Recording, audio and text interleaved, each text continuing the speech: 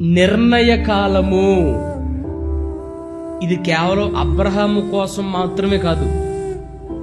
ఈరోజు ఇక్కడ కూర్చున్న నీ జీవితంలో మన అందరి కోసం దేవుడు నిర్ణయించినటువంటి ఒక కాలం ఉంటుంది. ఆ కాలంలోనే మన జీవితాన్ని మలుపు తిప్పుతాడు ఆయన.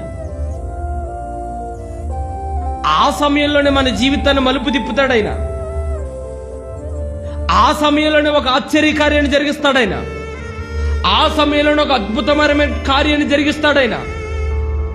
ఆ సమయంలో నీ నోటి నిండా నవ్వు ఉంటుంది, నీ కన్నుల నిండా ఆనంద బాష్పాలు ఉంటాయి, నీ హృదయం నిండా కృతజ్ఞత ఉంటుంది.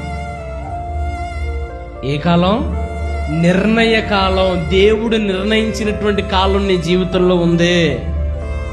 స్తోత్రం కలుగును గాక. ప్రస్తుతం ఆత్మీయ జీవితంలో, భౌతిక జీవితంలో మనం ఓడిపోతూ ఉండొచ్చు, సాతాను చేత తరమబడుతూ ఉండొచ్చు. కానీ భయపడకు, ప్రతిదానికి ఒక సమయం ఉంది. నిన్ను తరిమే సాతాను నేను తరిమే రోజులు ఉన్నాయి. స్తోత్రం చెప్దామా? నిన్ను తరిమే సాతాను నేను తరిమే రోజులు ఉన్నాయి. నిన్ను అవమానించిన వారి ఎదుటే నువ్వు తల ఎత్తుకొని తిరిగే రోజులున్నాయి. నా దేవుడు చేస్తాడు అలాగా.